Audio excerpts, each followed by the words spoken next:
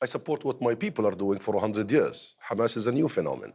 I support my people's readiness to put up the fight against the injustice. I support this heroic scenes of our youth everywhere, in Jerusalem, in Ramallah, in Nablus, in Gaza. Aren't they replacing the authority that you actually are appointed by? Krishna, this isn't a Palestinian fight. Don't frame it this way. This is a struggle between the Palestinian people and a state that is harboring terrorism, that is Israel, a state that has occupied our land for all these years. Palestine has one government, that is the Palestine Liberation Organization, and Palestine has one flag, and Palestine has one united people. And you support, by your own declaration now, the firing of rockets by Hamas. I did not say I support the rocket attacks. Well, you said you support what the Palestinian people are doing. I said. So are you saying you don't support? I know. I am saying that you are looking at one arena. This whole thing started only a few weeks ago by the heroism of our people in Jerusalem, who stood firm against the plans to ethnically cleansing them from their own homes that they have lived in for generations. That's what I said. All what I'm saying is that Israel besieges people in Gaza, Krishnan, for the last 15 years. I was born in Gaza. I know these families, these faces. I know who was killed. I called my sister only 2 nights ago, and she, there were sounds around her. I said, what are you doing? She said, my 6 children are with me in the same bed. They're sleeping here. I said, why? But you have to address she said, if we're killed, we want to die all together. I know you condemn Israel. What do you expect from a people who are bombarded continuously, besieged for the last 15 years? What do you think is the effect on the likelihood of peaceful negotiation of sending thousands of rockets into Israel? What do you think is the political effect of that? The effect of the provocation that has led to the situation is the question to be asked. Who provoked all this? It's the Israeli constant Netanyahu, deliberate provocation Al-Aqsa Mosque right at the height of Ramadan. I know that's what you think. Right at the height of Ramadan. But I'm not asking you about Israel. You know the sensitivity of millions, hundreds, 2 billion Muslims in that region. You invade Al-Aqsa Mosque, you storm it with your soldiers, you brutalize hundreds of I have to ask you about the behavior of Palestinians. I know this is what you think about Israel. No. It's been repeated many times. Okay? Then you don't want me to talk about the act. You only want me to talk about the react. I want to talk about your actions, the Palestinian people's actions, not Israel. This is the coffee. Because I know what you think. Okay, let me say this. About Israel. You want me to talk about rockets, okay? Yeah. You want me to talk about rockets. We accept international law in full, Krishna, in full. We have referred our occupied territories to the International Criminal Court. In our referral as a state, we said, come and investigate all war crimes and crimes against humanity in our territory, committed by anybody, but primarily by the occupying force, Israel. So let the international law decide. Let the ICC come and decide who commits war crimes, including the issue of rockets. But primarily, the main instigator is the occupier. But guess who blocks our attempts at the ICC? Number one, Israel. Number two, some world powers, including the US and the UK, who keep saying that Israel is above the law. That because Israel is our friend, that's the Prime Minister, Johnson, the UK Prime Minister, in a letter to the Israel lobby only recently, that he does not support Palestinian efforts at the ICC to bring an end to this injustice, bring about accountability. So you would support prosecutions? Because Israel, the Prime Minister said, because Israel is a friend and an ally. You know what that means? That means international law does not apply on friends and allies. This is the problem. Then let's talk about... The problem is international complacency. And in some regards, like the US approving $750 million worth of military equipment to Israel right at the height of the aggression, this is the real issue we have. Then let's talk about the way forward. Do you accept, as the Israelis seem to say now, that a two-state solution is not happening?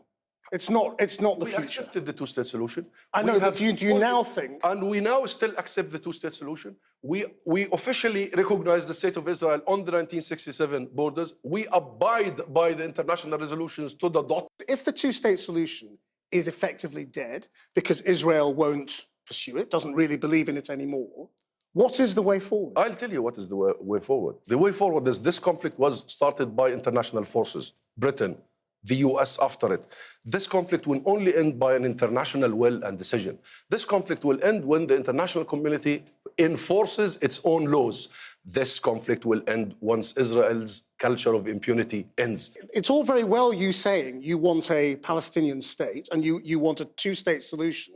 Hamas doesn't want Israel to exist. It doesn't recognize the right of Israel to exist. Are all those people suddenly going to change their minds? Look at Israel's problem now. They talk about Hamas and President Abbas. These are the problems for them. They don't talk about what they have done by deeds on the ground for years to make the two-state solution irreversibly impossible. And this is the key. How do we stop this? I tell you, if there is international sufficient will, Israel will reverse all this. This is a cost-benefit analysis. This is a cost-benefit equation. Israel so far believes that the benefit of continuing, keeping the occupation, the colonization, the ethnic cleansing, the besiegement of the Gaza people, the draconian apartheid system that was described by the human rights organizations, keeping it has no cost. And guess what? It has so much profit because they are using the majority of our land, my land, our water, our resources. They are using even our cheap labor. But when so there is no incentive to change the status quo. Do you think you can ever get to anything as close as the deal Arafat walked away from? The deal, Arafat would never walk away from a deal that would have given us our national rights and our individual rights. And these rights are very clear, Krishnan.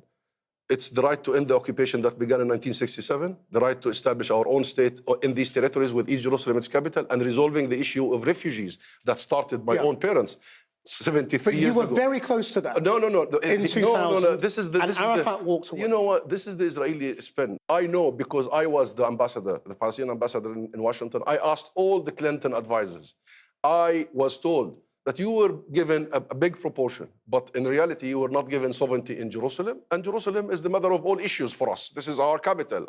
This is the Palestinian DNA, Jerusalem. And of course, we rejected it, and we will reject it again. And this is what the world needs to understand. Our offer for a two-state solution was never a Palestinian demand. Our offer was a Palestinian concession. We accepted the international requirement upon us, and that was the maximum we could have offered Israel, and the minimum we could have accepted. We will not accept less than this. We want, even 100 years from now, the Palestinians realize that this two-state solution, unfair it was, compromising on us it was, is the absolute minimum we could accept. I put last night to the Israeli ambassador that it was also Israel's responsibility that Israelis are dead in the last 10 days. Doesn't the same thing apply to the Palestinians? How come? That you also have to say it is partly your actions that have led to 64 children being killed and over 200 people in How on earth can you equate between the occupier and the occupied, between the besieger and the besieged, between the colonizer and the colonized? Because your behavior is very similar. How can, no, in no way you can draw any sort of symmetry between a military occupation, a state that is harboring all this control system. It's the fourth strongest army on earth. It has nuclear capability like no one else. It has the full support of the US in any case, unconditionally, and between a besieged, occupied people who are trying just to have their voices heard. There is no comparison. Clearly, you believe Britain has responsibility, of course, historically, for the Balfour Declaration and the US and everything that happened as a result of that. Yes. So what is Britain's responsibility now? What could Britain do that it isn't doing? I want a clear commitment by the UK government, not by words, but by deeds, to fix this, to fix the mess that was created here. Number one, the recognition of the state of Palestine. What are they waiting for? This is long overdue. This is our right and their obligation. Number two, enforce your law. The UK law, which clearly stipulates that exporting guns and weapons, arms to a country that violates human rights is illegal under your law, let alone international law. Arms embargo immediately. Number three, do not import settlement products. Illegal. You, as a UK, describe it as illegal. Number four, in the meantime, allow us to use international mechanisms like the ICC to bring accountability, to stop Israel from war crimes, to have a deterrence. Don't block us. Number five, and finally, push with us for an international momentum to implement international resolutions, not negotiate them. Bring the world together to bring the Israelis and the Palestinians to implement your own resolutions. But this lip service that we believe in the two-state solution, these statements that we are so sad about the death toll, we no longer believe in. And are you prepared to hand over the terrorists who have planned suicide bombings and the war criminals who have fired indiscriminately at civilians in Israel? We have accepted the ICC, whatever the... Is that a yes? You're prepared to hand them over? Whatever the ICC decides, we will accept it. And for your knowledge, Hamas is part of our national committee that has referred our territory to the ICC. So even Hamas accepts So the ICC. Palestinian terrorists and war criminals will be held to account. The spokesman for the national committee to refer Israel to the ICC was a Hamas leader.